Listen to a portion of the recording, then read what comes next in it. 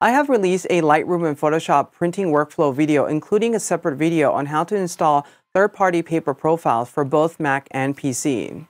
In continuing on with the print workflow, what I'm going to do is show you how you can go about and profile your own paper using X-Rite i1 Studio in this video. I'm Art, and Art is right. Before we start, subscribe if you're new and hit on the bell icon so you'll be notified every time I upload cool new videos like this. For those of you that have seen my previous printing video, the setup is identical. However, for those that haven't, let's briefly go over what I'm working with. Starting out, I am working on my 16-inch MacBook Pro that is linked to BenQ SW270C. This is their 2K hardware calibrated display, and this is the one that I'm using to do proofing on my Epson P800 color printer. The device that I have and that we'll be using for this video is the i1 Studio. This is a color spectrophotometer. That means that this device will calibrate display projectors, it will profile scanners, and also profile papers that are coming out from the printers too. I have this set up here. This is my viewing lamp, and this is a fairly economical one. You can spend anywhere between, I would say, $30 to $60 depending on what you piece together. But essentially, it's a lamp, and inside here is a D65 LED light bulb. And what you want to do when you search for a light bulb is you want to find one that has a higher CRI. And generally, the higher the number, that means the more accurate the color output is for that D65 light bulb. And lastly, what I have this hook up to is a Lutron dimmer. So I can view my prints like so. If I feel that this is too bright, I can dim this up and down. But the great thing about using a D65 light bulb is that this setup is going to match exactly what I have my screen calibrated to regarding the white point. So it's going to match and mitigate any color differences that may show up. All right, now that we have that done, let's jump into i1 Studio. I already have i1 Studio launched. However, before we can go out and print our own custom profiles, there's a few things that we need to do first. Number one is choosing the paper that you want to print on. For this demo, I'll be using Canson Infinity Printmaking Rag 310 GSM. It's a fairly thick paper, and the size of the paper that I'll be using for this demo is 13 by 19. And also, thank you so much to Canson Infinity for sharing this paper with me to use in this demo. That being said, since we are using this paper, and this is not a paper made by Epson, we need to really figure out what media setting we need to use with this paper and printer combination. To do that, the best thing to do is to go to the paper manufacturer website. So let's hop on there. What you have to do is pretend as if you're going to download the ICC profile most of the time. So I already have my printer and the model dialed in, which is Epson P800. In this list, you will see that there is multiple columns. There is the media setting for EN. I believe that is England and Europe, the media setting for US, and the media setting for AUS, which is the Australian region. My understanding is that based on the different driver distribution for each of these regions, the paper are named differently between all these different regions. That's the reason why we have those three columns there. And Canson Infinity, being an international paper mill, they have to accommodate for all of those. And the last column that we need to concern ourselves with is the type of ink that we need to use with this paper. And there's really only two. There's photo black and matte black, but let's figure that out together. So I'm going to scroll down until I find the paper that I want to print, which is Printmaking Rag. And across all the regions, the setting that I'm going to use on my Epson P800 is Velvet Fine Art paper, and the black that I'll be used is a matte black ink. So this is giving you the type of paper that you need to set in your printer dialog, because this is going to affect what they call dot gain, which is how much ink is actually sprayed on the paper and how much ink actually spreads on the paper. All these paper manufacturers have already gone in and done a lot of testing on this. This is why this information is extremely important before you go in and custom profile your own paper. Now, the next thing that we need to do before we can really go out and print our own profile is that we need to double check our printer and making sure that the print head is not clogged. To do that, we need to do a nozzle check. So to do a nozzle check, what you simply need is this plain sheet of paper, and you can just use regular, printer paper. You don't have to use any special paper. I would insert this in.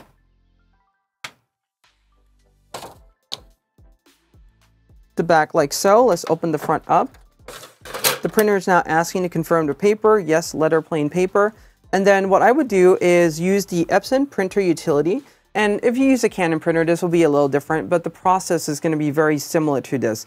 I would do a nozzle check, to which I would then click on print, and the printer is going to literally lay out a nozzle pattern on the sheet of paper. And then I can then verify whether there is any missing patterns or not. If there is, I should do a head cleaning, just because if I don't, there are potential of banding happening in my print. And because these paper and ink combination can be somewhat costly, what I want to do is make sure that the printer is optimal first before I go in to print anything. So amazingly enough, this nozzle check process is one of the quickest things you can do with your printer. And based on what I can see here, everything is looking great. It's aligning perfectly. Nothing is missing. So I'm perfectly good here. I will leave that there and I will click on finish. If the pattern that it is printing out is missing any lines, what you want to do first is a head cleaning before you go in and print. And once you do the head cleaning, I recommend that you print out another nozzle check sheet just to make sure, again, that it is functioning properly. So now that we have identified the paper media type that we have to use for this paper and printer combination, along with verified that our nozzle is not clogged, we can now jump into i1 Studio. First, I will select the device I'll use, which is the i1 Studio Color Spectrophotometer. And from here, the workflow selector on the left side of the screen, what I would do is click on Color Print. This will take me to the printer dialog. From here, I will print out my first patches that I will do the measurement on. In all, i1 Studio will print 2 sets of patches. So the first one, which is going to be the same regardless of paper that you print on, and the second one, which is the iterative patch, which means that it will take on the first reading and it will calculate the patch differently for each different paper type that you want to use. Here's a pro tip. If you're profiling multiple papers, you can just stay on this screen and print the first patch out on multiple different paper at one given time. And then when you go on to the next process, you can then do it for each individual paper. This way you read it for that paper, you print out the iterative patch on the next round. And I'll show you that in this whole workflow too. All right, so on this screen, the first thing you want to do is select your printer. I already have the Epson P800 selected. This is an RGB printer. Yes, it is an RGB printer, even though it is using a CMYK set ink. Primarily what this means is that the data being sent to the printer is in RGB and the printer is doing the deciphering and decoding for you. The reason why it's not a CMYK print is because this is using a set of ink and it's not an offset print, so it's really still spraying ink on the paper. Next up is paper size. i1 Studio gives us a lot of flexibility. So for instance, my printer can go as large as 17 by 22 and we can also profile 17 by 22, or we can also go as small as 4 by 6. The smaller the paper you have, the more pages you have to print on. For this particular demo, I'll be using Super B 13 by 19. The unit, I'll keep them in inch. However, if you work in millimeter or if you prefer that, you can change that there. And for the paper description, in this box, you want to put down the name of the paper that you're printing on. However, one thing to keep in mind is that there is a limited amount of characters that you can type in here. So if you already fill that up and you can't type in the whole paper name, you're going to have to start to abbreviate. I think this one will fit just fine. So let's type that in, print making rag. There you go. And it's just enough to fit this name in. So that's perfect. You can save this workflow out for another session if you want to. So you can click on create session there. I am going to skip that. From here, click on print. This will pull up the printer driver dialog as you see there. It's not a lot of information. If you click on show detail, this will give you a lot more granular detail about the settings that you can use for this printer. Starting at the top, verify that you have the correct printer set. The next thing you want to do is check the paper size, because this will always default to letter, which is usually 8.5 by 11. So if you're printing on a larger paper, for instance, I'm printing on 13 by 19, I'll make sure to have that selected. Notice though that in 13 by 19, there are multiple different load-in type that I can choose. However, because the media type that I'll be using is Velvet Fine Art, Epson printer is going to force me to do a front loading anyway, so I'm just going to leave that like so. You can change the orientation if you like. From here, right in the middle, under layout, what you want to do is click on that and then click on printer setting.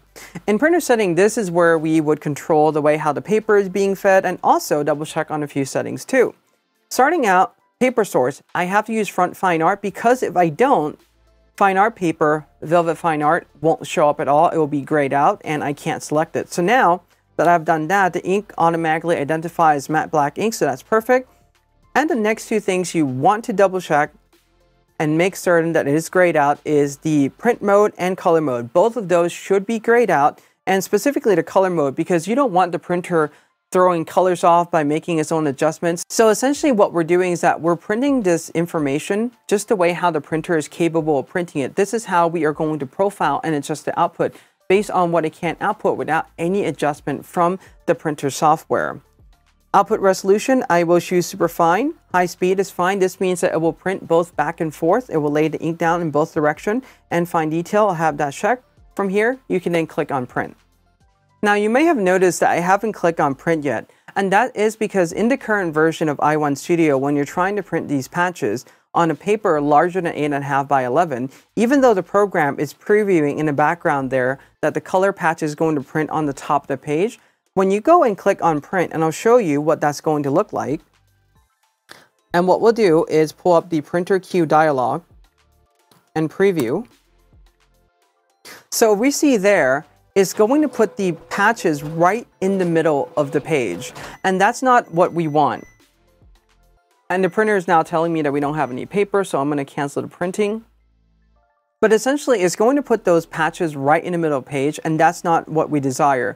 What that really means is that when the patches come out in the paper, if you're using a larger paper, for example, this is a 17 by 22 sheet of canvas, printing by default, it puts the patches right in the middle there. This is not good.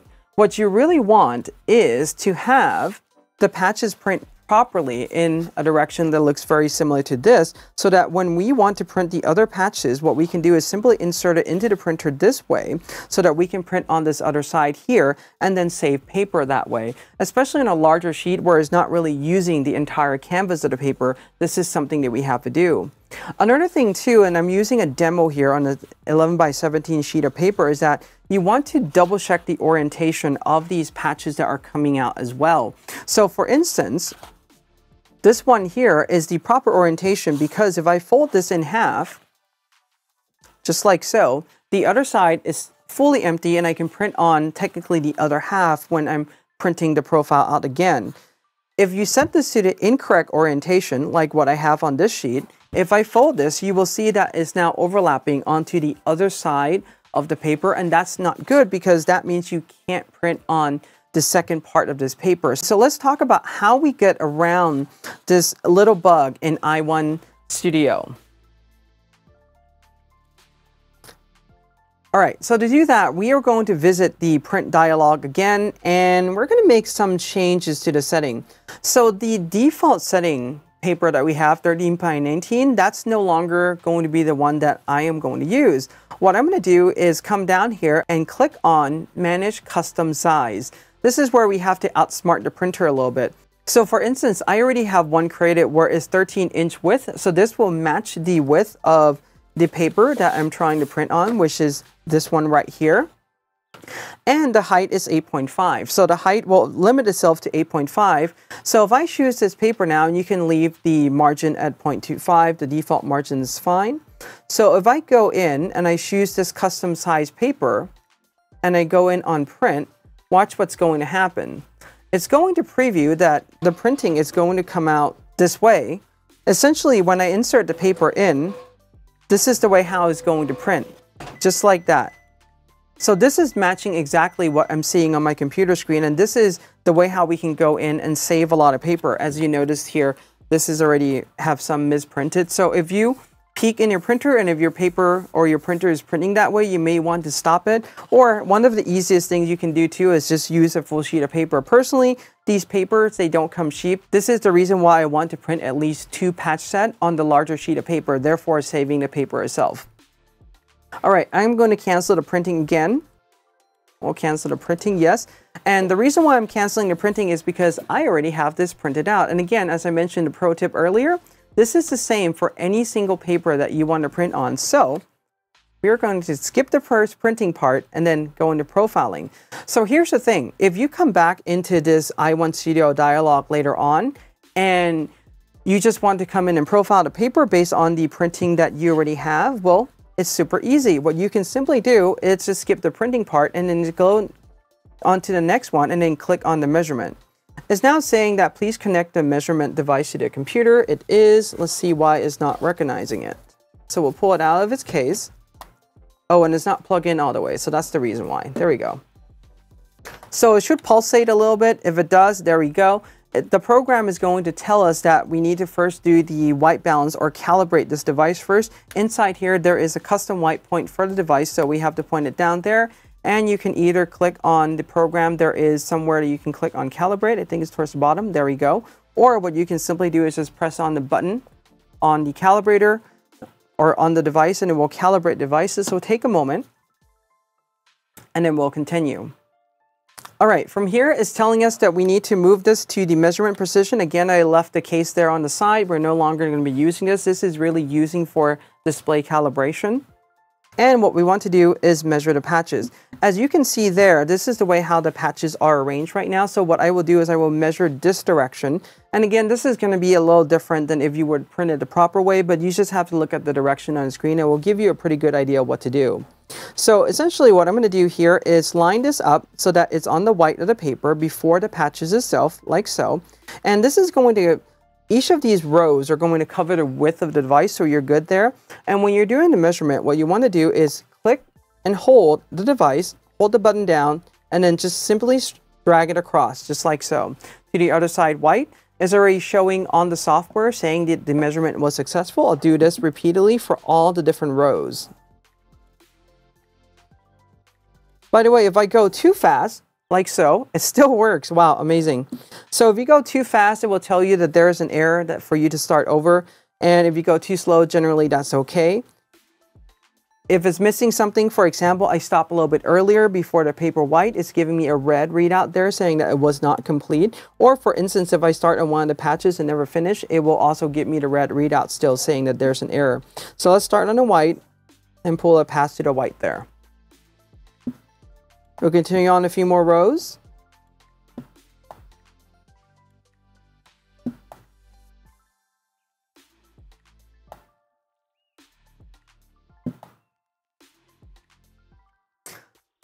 Now we're done with that. Click on next, and this is going to generate an iterative profile or the second patch set that I am going to print out and then run the scan on there. Another thing to remember too is that when you print this out, if you're only doing one paper, make sure you give it at least 10 minutes for it to dry. This is part of the reason why too, if you come in here and you print massive amount of paper at once, it works out really well because then all the other paper have the opportunity to dry first before you go in and do the measurement. All right, so the second patch is already there. And what I'm simply gonna do is, rather than using this sheet of paper because there is already a misprint on this part, I am going to use a fresh sheet of paper. And what I'll do is then click on print. Again, this will pull up the printer driver dialog. And again, at the very top, we have to double check we have the correct printer set. We have to double check the paper size. And I am going to use the custom 13 by 8.5. This way it prints in the proper orientation. So next up, under printer setting, everything is all zeroed out again, so I have to go in and choose the paper source, front fine art, media type, velvet fine art paper. Perfect. All those are grayed out, so this is exactly what I want. I would then click on print. And then you can always go into the printer queue dialog like so. There we go. So this is going to print out just like that, what you see on the paper there. Okay, so let's load the paper in. So on Epson, what I have to do is open the manual load tray. I will close this out. And I will also open the backup so that the paper will come up on here. All right, let's insert the paper. You will meet some resistance when the paper reaches the end. I will line this up. As you can see, the paper is now popping up back here a little bit. You may not see it from the camera, but it is coming up there. Making sure that everything is lined perfectly to the right, and then I'll click on load. So this is going to feed the paper in. And then we'll close the manual front feed tray, and then that should start the printing process for the second set of patches. Perfect. I'll close that out. It's asking me to verify the paper, 13 by 19 velvet fine art. That's perfect. And now it's going to print the second patch for me.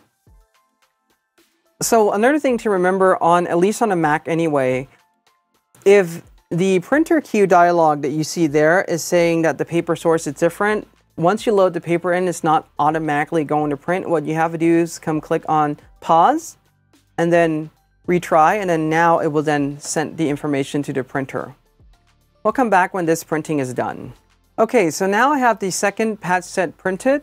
Remember to leave this drying for at least 10 minutes before you start the measurement. This way the ink has a time to really truly dry on the paper first. I am going to start the measurement process. Simply come into i1 Studio, click on Next, and now it's telling me to measure all these patches. All right, so let's do that. Again, start on the white of the paper, just like so there, as you see, and then line this up, press hold, drag it across. All right, that's not perfect. Let's try it again. There we go.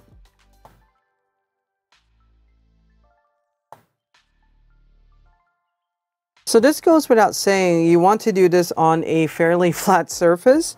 And if you're doing this on a thinner sheet of paper, having a background or the backdrop where the paper is white is going to help a lot too.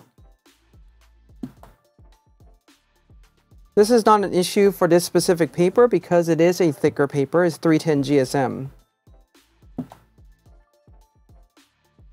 All right, so now that I have those patch set measured, I'll click on Next, and now I can create the profile. So it's giving me this long paper profile name. Let's change a few things around. So I don't need the full printer name. I'm going to abbreviate everything, so let's do that. I'll change this to EP800. This is Epson P800 printer. I'll put an underscore there, and I'll put down CI. CI is short form for Canson Infinity, or abbreviation for that. And then I'll put another underscore. Printmaking rag. I'll save the ICC profile as version 4, and this doesn't really matter on both Mac and PC. For paper profiling, you can use version 4. It's perfectly fine. I'll click on Save Profile. So i1 Studio is going to generate this profile for me, and then is automatically going to put this profile in the appropriate location for both Mac and PC. Once this is done, I can then go into Lightroom or any other programs, Photoshop, whatever that may be, and print using this profile. So it said that the profile was created successfully. Perfect.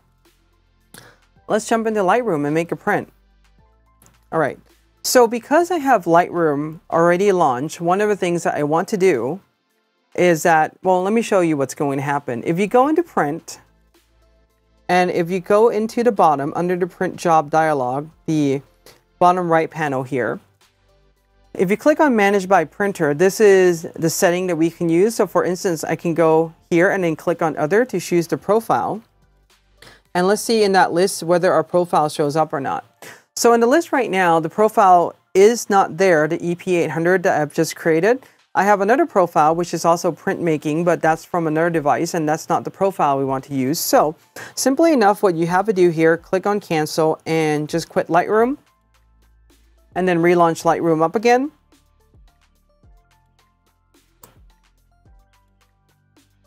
And now you should be able to add the profile. So I already have this set. Let's go into the Print Job panel again in the Print module. Manage by Printer, I'll click on Other. And in the profile panel, as we see there, the EP800 underscore CI underscore printmaking rag is now showing up. So I can just simply check on there, press OK, and now I can print using this profile. And let's go over some of the printing settings in Lightroom quickly. So starting out, always do a page setup. This is where you would come in and choose the printer that you want to print on, select the proper paper size. Because we're printing on 13 by 19 and there's no issue, what I'm going to do is just stick with 13 by 19. This is a horizontal picture and we'll scale that to 100. So this all looks great. And now what I'm going to do in the right panel, starting at the very top, is go in and dial in a few settings. So the number one thing that I want to do, I said rotate to fit's fine. I don't want to zoom into fill, so we're not going to do that. But what I want to do though is control the width and the height. I want to print this exactly 12 by 18, not 12.72 by 18.78. So I'm going to change this to 12 by 18 in Lightroom, just like so. And now it's going to print the proper size of this image for me. From here, what I want to do is add in a few information. I'm always a big proponent of just adding the page option and including the page info there. So this is going to tell me the printer that I'm printing on, the paper profile I'm using, and what type of sharpening that I am using.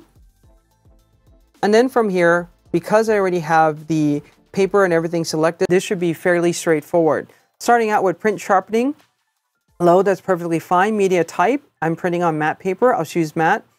The paper profile is already selected. This is the one that I've just generated, and there's 2 rendering intent. Again, depending on the picture that you have, if you have anything with people's skin tone, perceptual is generally going to work better. If you have anything with more graphical nature or just, landscape shot, if you want really punchy color relative, it's going to work better for that. For a full explanation, I would definitely check out my previous print video that I made on Lightroom, and I know I've glossed over a lot of these terms, but you can definitely check that out. So now that I have relative chosen, I will click on printer. This will pull up the printer dialog, and I am going to double check a few settings. So starting out at the very top, again, confirm your printer. From there, what I'm going to do is come in the middle there under layout and then click on printer setting. This is where I will do a few things. Double check that front fine art is selected, velvet fine art paper, print mode and color mode is grayed out, and again, all the settings are correct. If that's good, click on print, and then we'll load in a sheet of paper and then have our printout.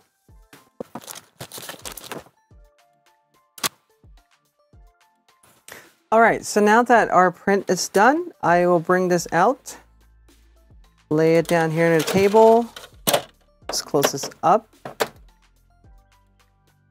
And let's preview it using the light source that we have. So, using a D65 light source to view the print that I have right now, if I'm comparing this to the screen, the colors and the valleys and the shadow looks really close to what I'm seeing on both my Mac built-in display and also what I'm seeing on a BenQ.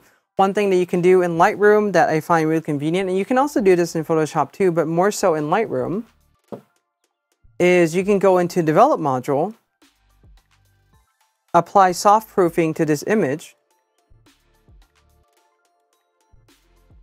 make sure the correct profile is set, relative rendering intent, and then do a full screen preview. This is going to generate a rough proofing or a soft proofing so that you can compare what you're seeing on the screen to what you're seeing on the print. This should come really close to each other. There may be some differences between the two just because your screen is a backlit material. That means the light's being shined through the LCD panel versus a reflective material. But because you're matching the white point, the color and everything should come fairly close. There may be some minor variation here and there, but you should be okay. One last thing that I want to mention too, and the reason why I'm using D65 and 6500 Kelvin on everything is because the profile that is generated from the i1 Studio, the spectral information, that means the lighting information that is used to generate these profiles are standard D65 color. When X-Rite designed these devices, they didn't use D50 or D55 or anything like that for the lighting viewing condition. They actually used D65 for the viewing condition, which is the reason why I'm also viewing using the proper light too. Anyhow, I hope you find this guide on how to profile your paper using i1 Studio helpful. If you have any questions about this, leave them in the comment section below. Give this video a like, subscribe if you're new, hit on the bell so you'll be notified every time I upload cool new contents like this. And until next time, Art is right.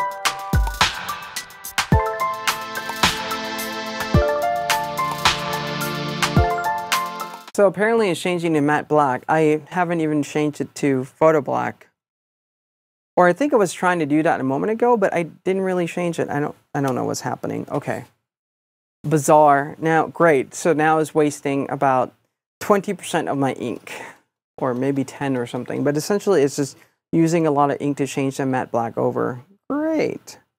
So apparently the new Epson P, I think 700 and 900. The 700 is a smaller one. The 900 is the equivalent upgrade to this one.